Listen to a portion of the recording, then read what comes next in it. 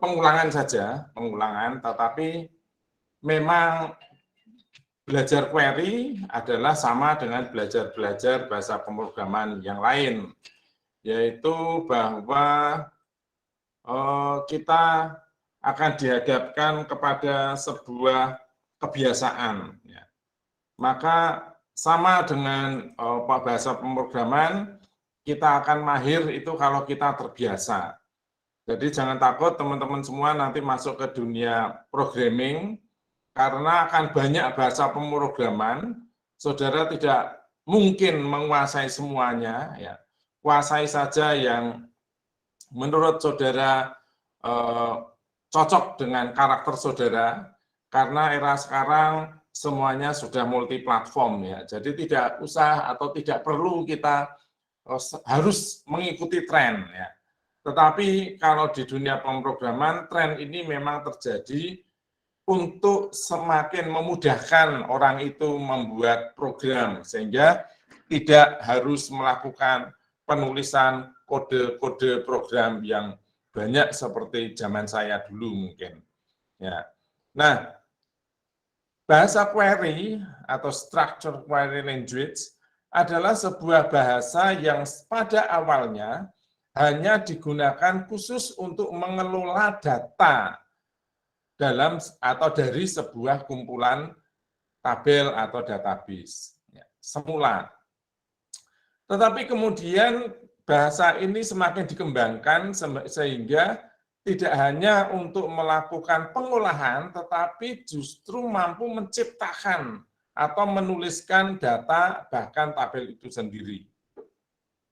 Nah, di perkembangan selanjutnya, maka kemampuan untuk mengubah atau menciptakan data itu lalu dimudahkan, tidak harus menuliskan code, tetapi dibantu dengan mengklik tombol-tombol yang sudah tersedia. Nah, tetapi tentu tidak akan efektif untuk pemrograman atau untuk query yang lebih rumit, ya, semuanya harus ditulis. Maka lalu bahasa query ini dibagi menjadi dua bagian, yaitu bahasa untuk mendefinisikan, ya, untuk menciptakan database, untuk menentukan basis jenis datanya, untuk memberikan constraint atau batasan, maka itu disebut data definition, ya, DDL. Sedangkan fungsi-fungsi bahasa query untuk melakukan penampilan data, menggabungkan satu tabel dengan data yang lain, itu kemudian disebut atau dikelompokkan di dalam bahasa manipulasi, ya, atau DML. Nah, maka kemudian di sini ada DDL dan DML, Data Definition Language dan Data Manipulation Language. Ya. Nah, SQL ini juga merupakan bahasa yang sudah berkembang, ya, ada versi-versinya. Maka beberapa perintah mungkin juga akan mengalami pengembangan, ya, perubahan. Ya. Bahasa SQL ini sendiri sebenarnya dibuat dari bahasa pemrograman konvensional, yaitu bahasa C dan bahasa Java. Nah, bahasa C dan bahasa Java dikenal sebagai sebuah bahasa pemrograman yang sudah multiplatform. Maka dengan begitu mudah SQL ini diterapkan dalam berbagai platform dan sistem operasi. Ya. Ada beberapa bagian yang lebih detail di dalam SQL ini, di samping data manipulation language dan data definition language, yaitu ada trigger dan advance AGS, ya.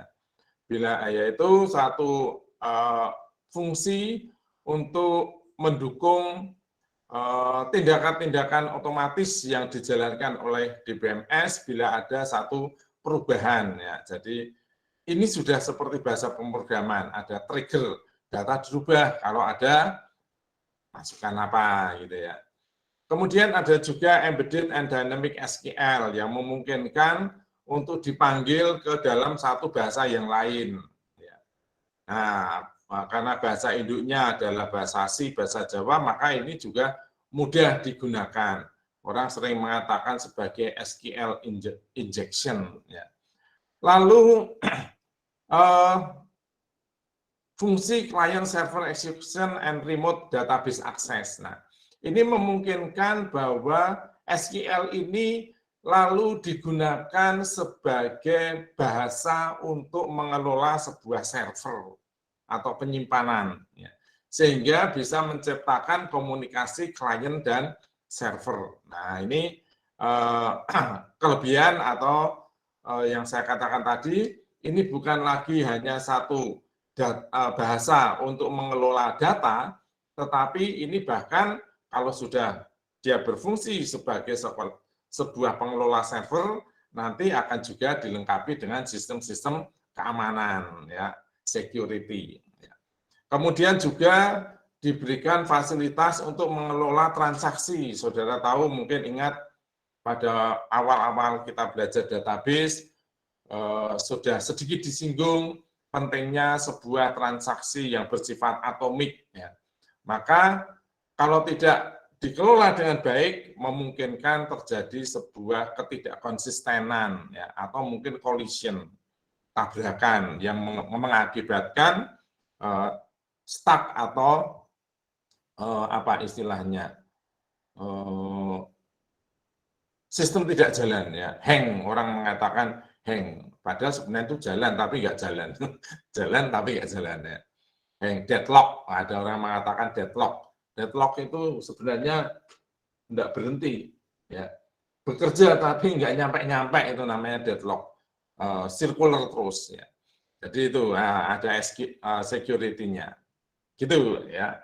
Nah, ini adalah bagian dari DDL, ya, untuk meng-create tabel, meng-create index, kemudian menciptakan altering tabel, mendrop tabel, dan mendrop index. Ya.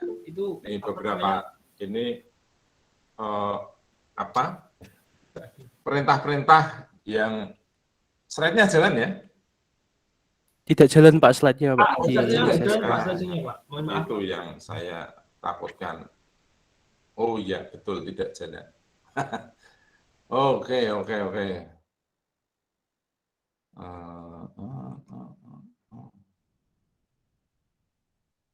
Tidak jalan, ya, gimana tidak jalan?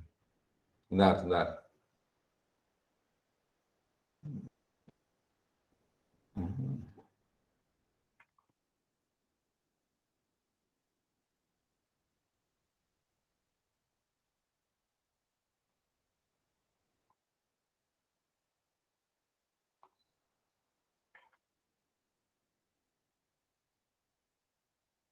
Oke.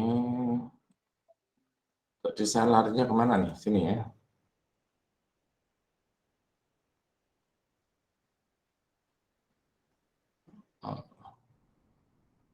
Sudah jalan belum? Belum Pak. Ini masih di pokok bahasan. Padahal ini sudah saya share. Oke.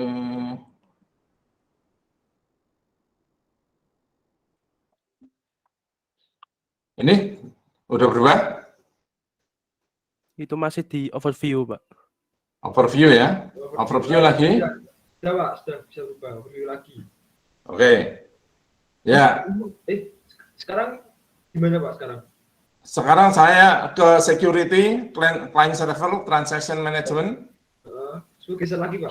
Sudah, Pak. Jalan, ya. Ini sekarang membuat objek. Bisa, Pak. Sudah. Oke. Kok tadi tidak jalan tutup? Jalan udah. Cakep. Baik. Nah, ini contohnya, ya. Jadi fungsi dari mendefinisikan ini adalah meng-create tabel, meng-create index, mendrop tabel, mendrop index, ya. Kemudian membuat altering tabel.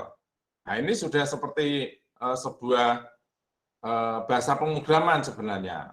Perintahnya ini create table on, tabel apa gitu, ya. Kemudian yang di dalam kurung ini adalah atribut-atribut atau kolom-kolomnya, ya. Ini dituliskan di sini, ya. Mungkin saudara selama ini membuatnya, wah males Pak pakai itu, mendingan pakai klik-klik, ya nggak apa-apa. Ya, tetapi ini kan kuliah ya, pengetahuan bahwa sebenarnya dia juga bisa menciptakan tabel dengan perintah-perintah tulisan. Ya, ini contohnya. Ya, create tabel siswa, lalu ada atributnya atau kolom-kolomnya, jenis datanya sekaligus didefinisikan ya. NISN char 6 berarti karakter 6, nama siswa karakter 30 ya. Tempat tanggal lahir. Tempat ya, karakter ya. Kalau tanggal lahir date. Nah, ini sudah bisa didefinisikan seperti itu. Kemudian meng-create indeks ya, meng-create indeks dia juga bisa ya, meng-create indeks juga bisa. Nah, maka di dalam kuliah ini saudara tugasnya adalah membuat tabel. Ya, sebenarnya ya ini kepegawaian boleh atau saudara menggunakan yang dulu juga boleh, tetapi tidak menggunakan perintah tombol ya, melainkan dengan menggunakan perintah tulisan.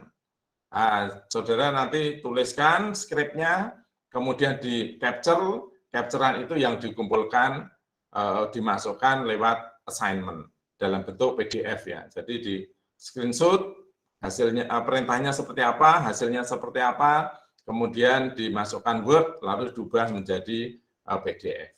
Ya, itu teman-teman untuk pagi hari ini sederhana saja ya. Jadi silakan saudara untuk membuat. Kalau slide saya banyak karena itu contoh-contoh perintah ya. Banyak sekali slide-nya.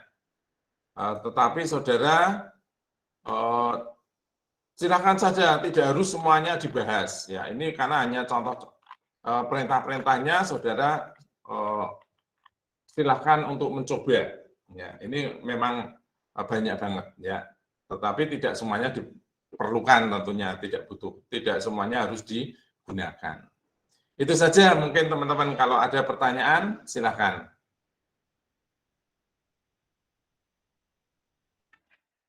Oke, tidak ada. Kalau tidak ada, maka saya akhiri